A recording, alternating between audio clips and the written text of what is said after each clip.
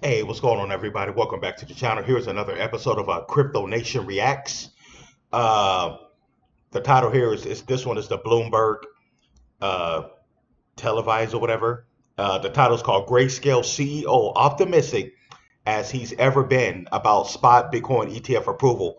Anyways, before we get started, go ahead and subscribe. Hit the like button if you're totally new. Please, everybody, don't forget to hit the like button. Help the algorithm get out there. If you're new here, you like our content, this is how we do it. Go ahead and subscribe.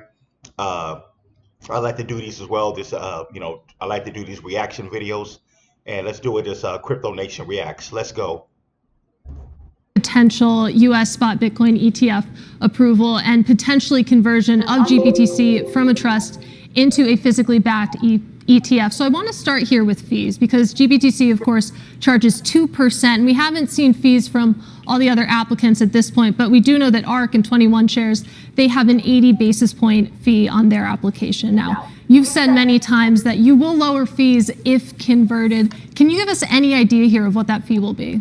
Well, I'll tell you again, we will lower fees upon conversion. I feel like as optimistic as I've ever been about getting closer and closer to the GBTC uplisting based on the conversations we've been having with the staff around the mechanics that underpin spot Bitcoin ETFs. But we will have to wait until we get all the regulatory approvals before announcing what that new fee will be. Can you give us any sort of range here? Are we talking below 1%, above 1%? You'll have to invite me back on the show and I'll tell you. And you said that will apply at conversion. So that, I take it to mean, will apply at launch, that lowered fee. Yeah, the first day that we see GBTC uplisted to the New York Stock Exchange as a spot Bitcoin ETF should carry that new lower fee. And why wait? Why not just lower fees now while GBTC is still a trust? Well, right now our actually main focus is really just on the conversion itself. So one of the things that I think is so important in this conversation around spot Bitcoin ETFs coming to market is that the conversation has really graduated from really only focusing on that underlying spot market, which is really where we were spending our time with the staff, to now instead really focusing on the underlying guts and mechanics of getting the SEC comfortable with how these products would actually function in market. So this is priority number one for my team, for the firm, and obviously for hundreds of thousands of investors across the US. And we're going to get to the guts and the mechanics, but let's talk a little bit about flows, because I don't need to tell you that GBTC has seen billions of dollars of inflows this year. Of course, it's been a great year for Bitcoin itself.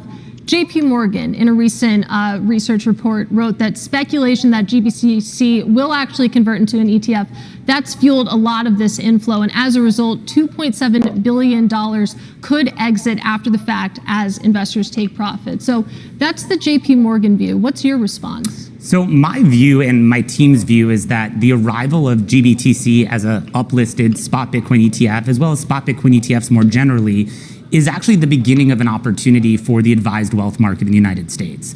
That's about $30 trillion of wealth that by and large has not had products that they can go into to obtain spot Bitcoin exposure. Now, as you said, GBTC has been a very popular investment vehicle for investors of all shapes and sizes to get regulated Bitcoin exposure, and many of them are doing so today, right? We've seen the discount on GBTC narrow considerably this year as investor optimism around its uplisting has continued to take place.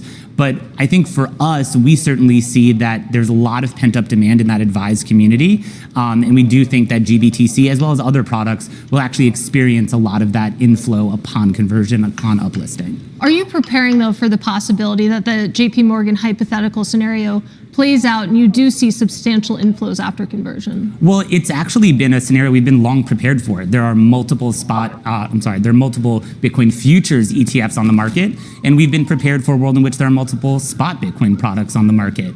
Ultimately, I do think investors should have choice when it comes to that, and the differentiators that I already know will be in play for GBTC are its 10-year track record, its billions and billions of dollars of size, and certainly its liquidity, right? There's hundreds of millions of dollars trading in GBTC already every single day.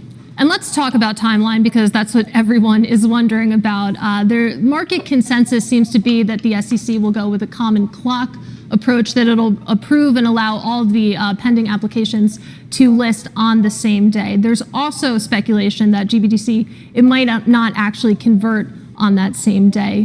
What do you think is behind that speculation?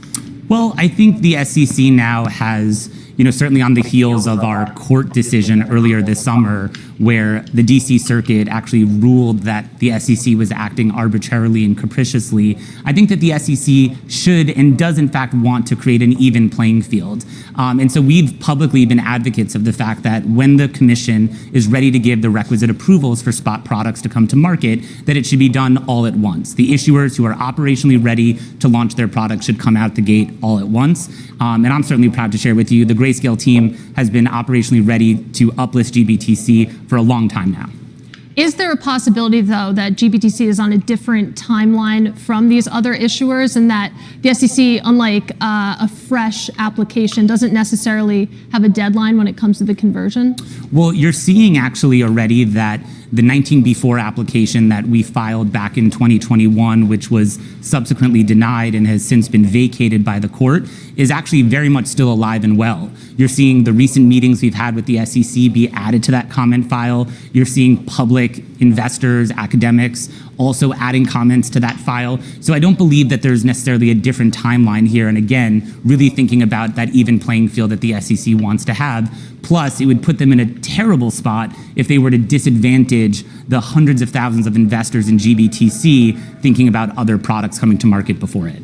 All right, Michael, we promised guts, so let's get into the plumbing here, because the current buzz is all about cash versus in-kind redemptions. And it seems to be the current market narrative is that the SEC would prefer cash since it would keep the brokers away from actually handling Bitcoin. It seems like you and other issuers have been pushing for in-kind, just taking a look at some of these meeting memos with the SEC. What is the benefit of in-kind redemptions? So I'm so glad you're asking about this, because this is such a critical issue and is actually the focal point of a lot of the recent SEC interactions, as well as our filings and the slides that we've made in those meetings. When you look at other spot commodity ETFs here in the US, and there's over a dozen of them, and they provide exposure for investors to everything from gold to silver to platinum to palladium, all of those products leverage an in-kind transaction model, in-kind creations, in-kind redemptions. And so our positioning here is that the model works, it works well, it protects investors, it creates tight spreads, it creates liquidity, and ultimately creates a positive investor experience. And so now, while Bitcoin itself may be a novel asset, the ETF wrapper is not. It's been around for decades at this point. And so as we're at this pivotal moment to actually finally see spot Bitcoin ETFs come to market, we shouldn't be breaking with convention. Instead, we should actually be following convention, because these products trade very well, and the same should be applying to Bitcoin. Bitcoin should not be given a different treatment than that of other commodities. And it's worth pointing out that in typical ETFs, of course, in-kind is the lay of the land. That's really the typical structure that's used. It's interesting when it comes to physically backed commodity ETFs. You've made the point recently that you wouldn't have the same negative tax implications potentially that the investors receive in the form of capital gains distributions, even if these were to be cash redemptions.